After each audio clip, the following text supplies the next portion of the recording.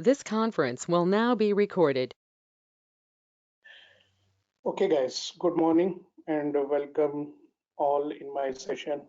Today, this is Data Guard series fifth session, and my name is Ahmad, and these are my things which is related to share the Oracle knowledge. And today, my topic is Data Guard protection modes, and this is very good. An important concept in data guard in terms of to protect your data, to give your performance or in terms of data for production and standby. So these protection modes are very important. So before going to this, I'm just overview of giving structure of the data guard. Basically, we know that we have a minimum two server in data guard, where one is production and another one is standby. If you see, this is the primary database, that is storage is A, standby is on storage B. So those are two different server and on different location. So this database has a primary instance and this database has a standby instance.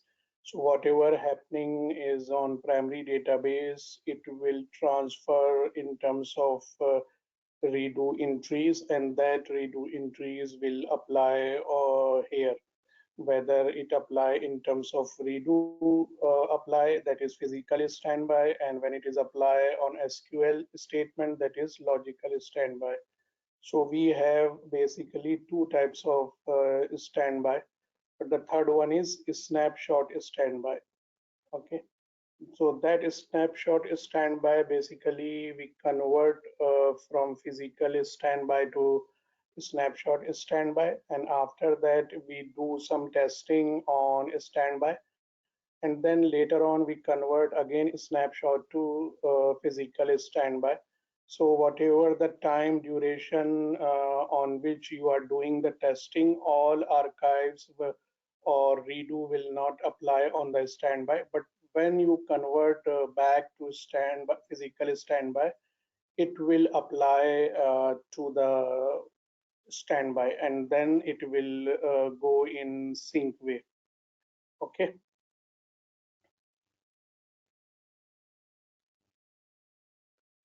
Now, if you go more into detail about log transport with archive attribute, so you can see here first redo entry will generated in the SDA, basically in redo log buffer, and after that it will store in the redo log files, and then archive process will store in the archive redo log files, and then after that ARCH transfer the redo entries to the standby site through network, where RFS process is enabled, and it will receive the redo logs, and then it will apply on the standby. So that was the basic things in data guard. But in archive process, the difference of timing and the synchronization timing is more, because first it will store in redo log files, then store in archive log files, then it will transfer to the standby. So this is time taking. So that concept these days it's not using. So there is another process which come into the picture, that is log writer process, and that has different concept.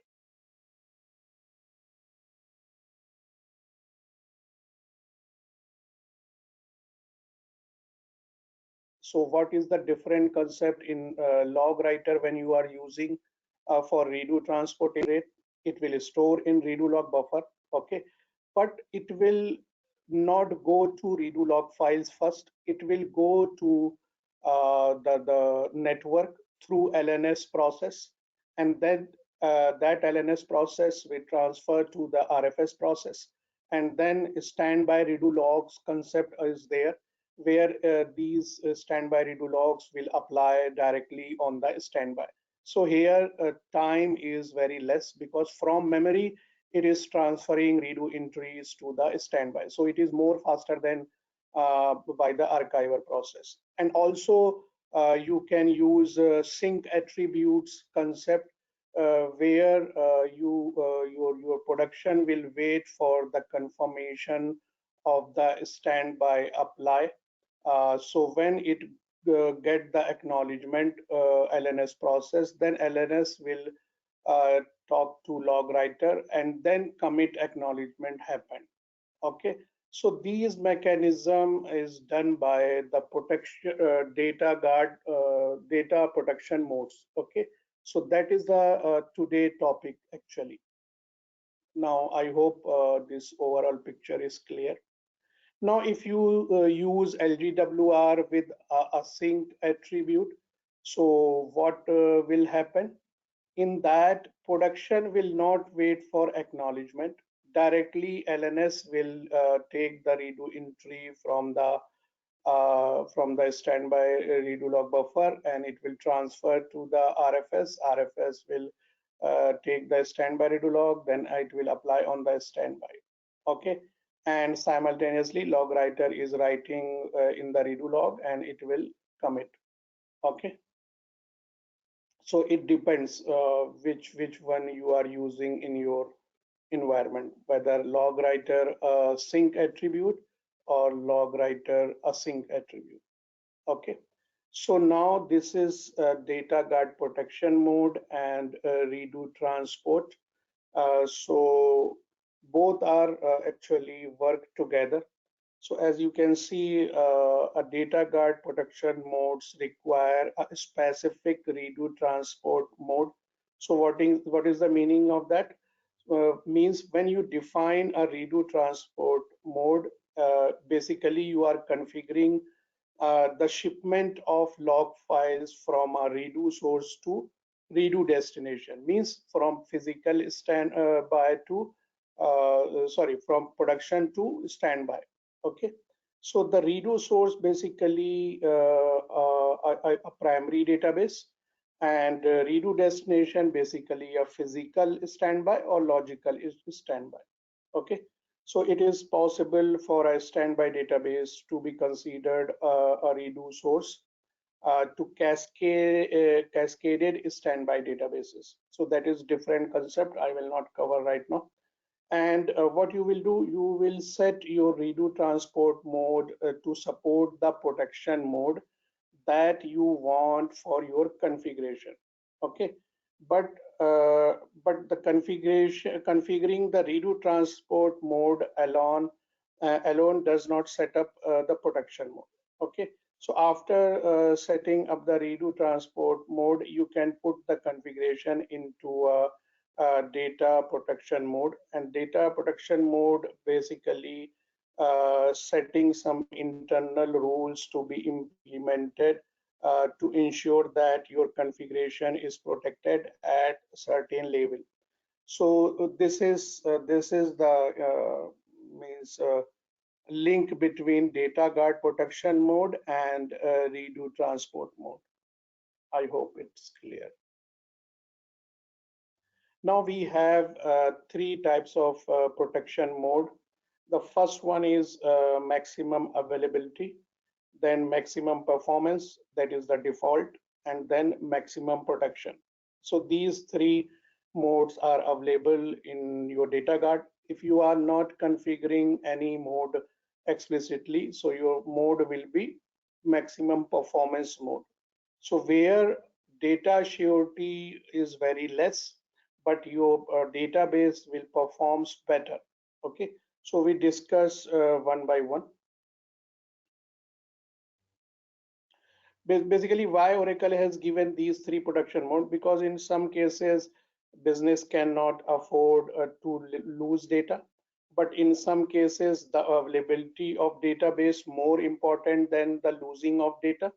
But in some application performance are more important than losing the data. So it depends your client requirement. So according to your client requirement, you can use protection modes. Okay. So first, I will discuss about the maximum availability mode. So this protection mode basically provides the highest level of data protection, and it will not compromise the availability of primary database. Means your primary database will be available. So basically what happened in this production mode, database transaction does not commit until the redo is transferred to one of the synchronized database and acknowledged from standby process of redo. So basically, redo data must be returned to the both the local online redo log and received by the remote RFSS process of standby. And primary database does not shut down if it cannot receive acknowledgement from at least one standby. Okay.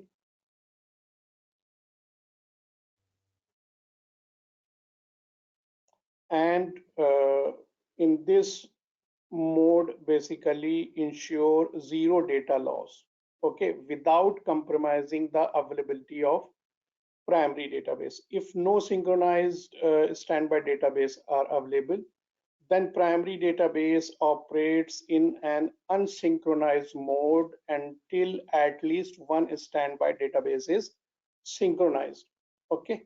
So configuring of this requirement, at least one standby must have a standby redo log, and that standby destination must be configured with sync attribute and no affirm redo transport attribute as a minimum. Okay, so these things are important. So you will set log archive dest underscore 2 or 3 parameter with attributes. You will use sync and no from attributes. Okay, but you can also use sync and affirm attributes. So what is no affirm means no confirmation, affirm that is a required confirmation. So that topic I have covered already attributes in previous session. If you have any doubt, you can go and check that session. So the maximum availability mode is ability to run as a maximum production, as I said, or maximum performance mode, okay, depending on the accessibility of standby.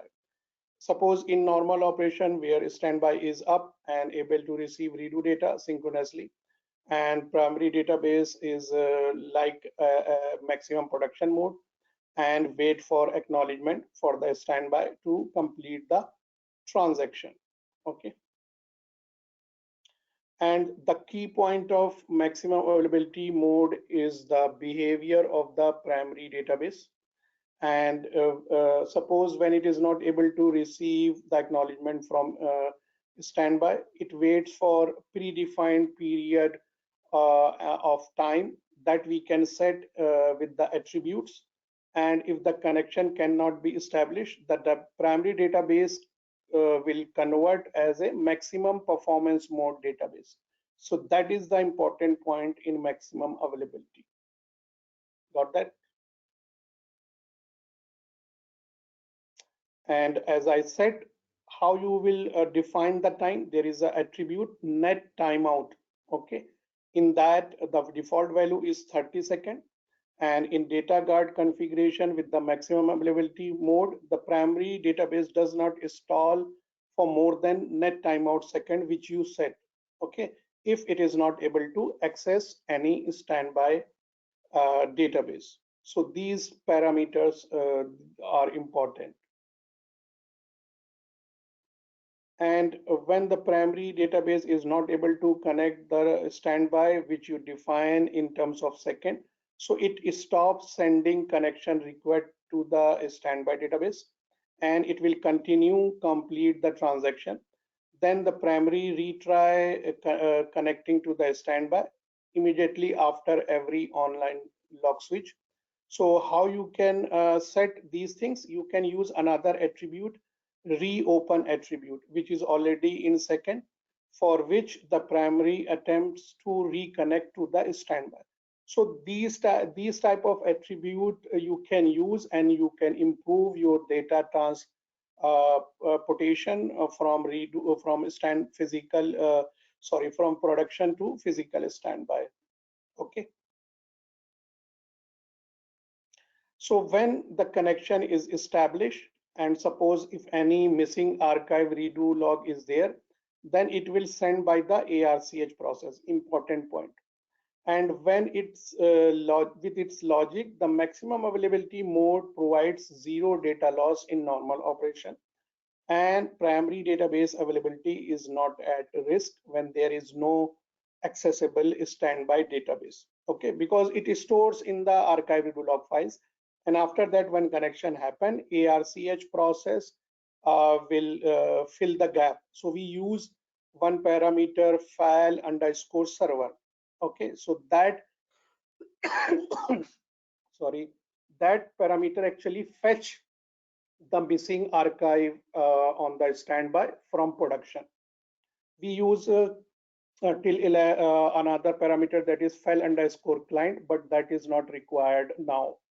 Okay, so we use only file underscore server to fetch the gap if anything happen. Okay, and on the other hand, what we sacrifice by using this mode will be the guaranteed zero data loss feature of the maximum availability mode, and the performance independency of the primary database in the maximum production mode. So this mode uses the sync redo transport with LGWR, okay, as in the maximum production mode, which has an impact on the response time of the primary database.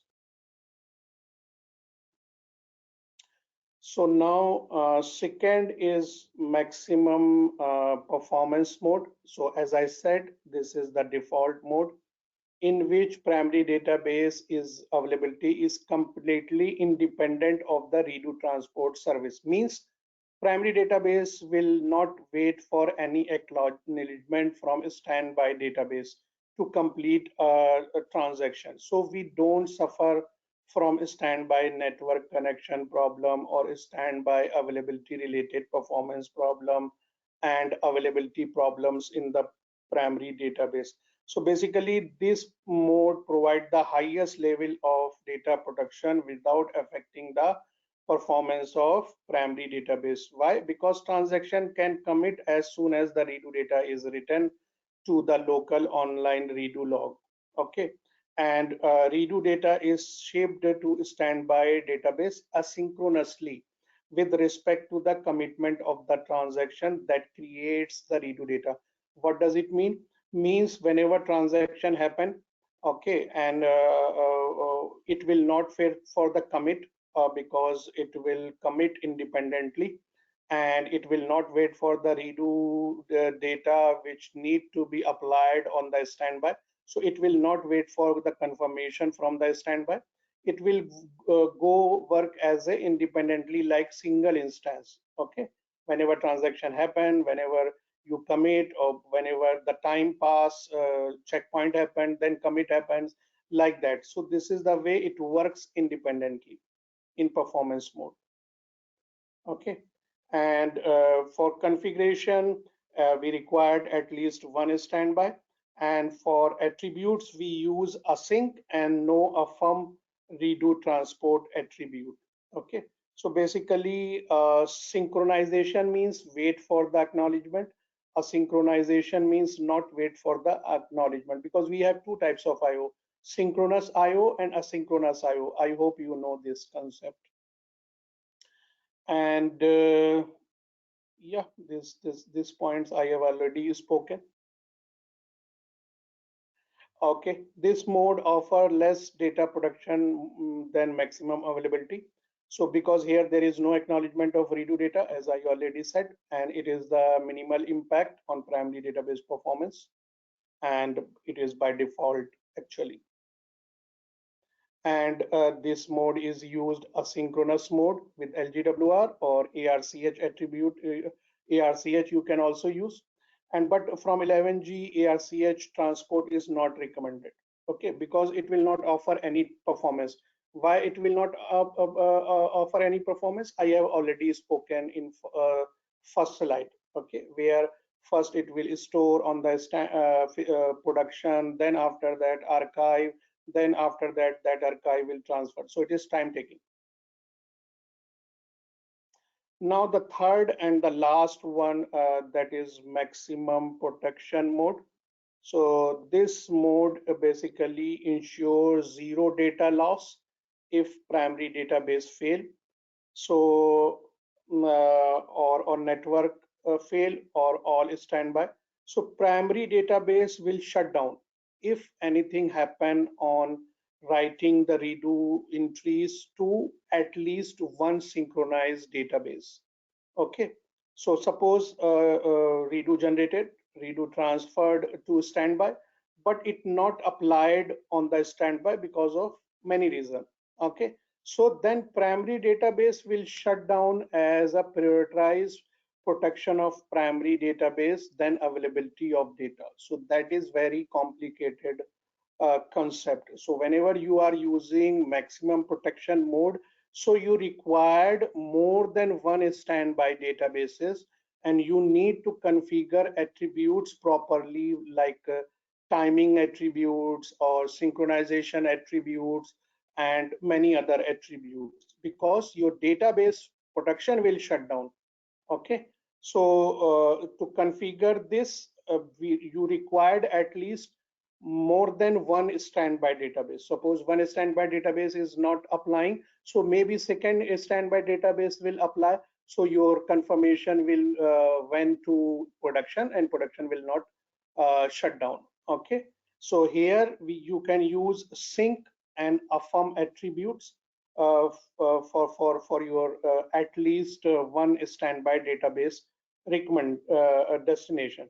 So that's how Oracle recommend that in maximum protection mode, use two standby databases. Okay, never use this protection on only one standby database. That is very risky and means chargeable from the client if production will shut down. Got my point? And there is a far sync concept which comes in 12c. So in that far sync standby will not support maximum production mode. So please note that far sync and fast sync, these two concepts came in 12c. So that I will cover in another session. Okay, I think these points I have already spoken. Yeah, with 11G, the performance effect of using the sync redo transport service is less than the earlier releases. So you can use sync attribute with the redo transport service. Okay, and primary database will always wait for an acknowledgement from a standby destination to continue its operation. So there will be performance implications on the primary database. And in previous releases, primary database does not send the redo to the standby database before completing the writing to the online redo logs. Okay, so earlier in what happened, first it will store in the redo log file, then it will store on the archive redo log file, then after that redo will send to the standby. But from 11G, database writes redo to online redo logs, and simultaneously it will send to the standby destination. So this behavior basically reduce the time waiting for completing a commit for a primary database. Got that? And it is very important decision to choose a protection mode, because every mode has a advantage and disadvantage. So they are basically, these modes are depend on your client requirement. Okay, so according to that you can configure. So this is the figure which actually tell you what is the correct mode for your requirement. So this figure actually I have taken my friend Nasim Basha book. who has written this book about data guard. So that is very good book to understand the data guard. And so this figure basically tells you about which mode you can use. So suppose do you have high bandwidth and low latency network between primary and standby? Yes, then you can use maximum availability mode. If these things not happen, then you can use maximum performance mode. Okay, and like this, you can check and you can configure your protection mode. Now, how to change the protection mode? There are many ways, but I prefer to change the mode through SQL command line because command line is better than any other graphical tools, which I feel. So but you need to remember the command. So you have alter database set standby database to maximize protection, to maximize availability like that. And how it converts, that I will tell you in practical session when I will start the practical sessions. Now we have comparing data protection modes, whatever I have discussed. So this is the summarized slides where you have maximum protection mode, maximum availability mode, and maximum availability. So maximum availability you can configure with the two transport service. That's why it comes two times. Then maximum performance. So I already said that maximum protection, zero data loss, double failure protection. You use only sync mechanism and it install primary until acknowledgement is not received. So that is very harmful and very risky. Then in maximum availability mode, zero data loss with single site failure. So you can use sync with affirm attribute. So it will stall primary until the threshold period expire, then resume processing. And if you are using sync no affirm, then stall primary until threshold period expire and then resume processing. So it also potential for data loss when multiple sites fail. And maximum performance mode, basically potential for minimal data loss. And here you use async attributes. So primary never waits for standby acknowledgement. Okay.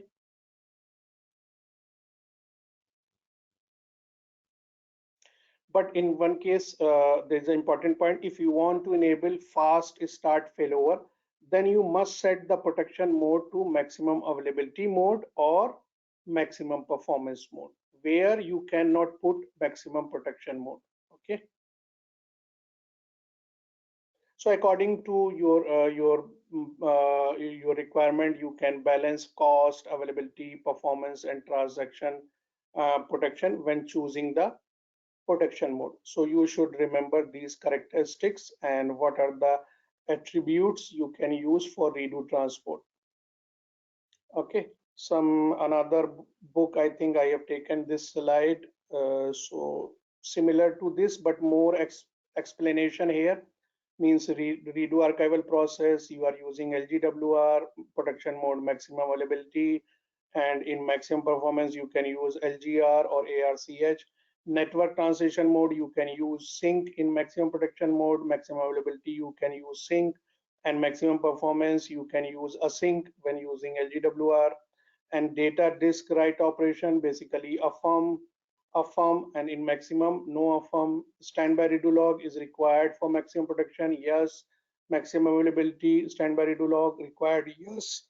And maximum performance required, no, but recommended. Because if you are using real time apply, so it means you should use standby redo logs. Real time apply means when whatever happens in the standby, it will automatically it will quickly send to the standby and apply it. And standby database types, maximum production mode was in physical 9i, physical and logical 10G and above. Maximum availability, physical and logical. Maximum performance is available, physical and logical. Okay. And this is more another slide I have got that. So that is the same which I already spoken. And this is the summarized things: availability, affirm, no affirm, performance, no affirm, production, affirm. Basically, redo transport attributes which you are using. And this is the latest slide according to 19C. So that's why I have put at last. So here, maximum production mode, sync transport you can use. Maximum availability, you can use sync, you can use fast sync, you can use far sync. Okay, and maximum performance mode is basically a sync. Okay, so far and fast basically come into the picture after 12C.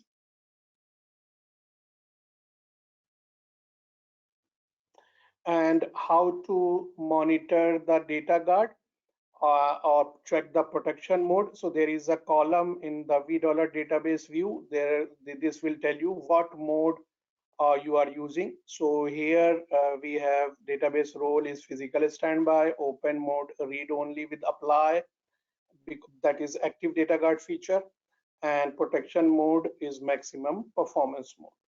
Okay, so by this view you can check that by this column of that particular view.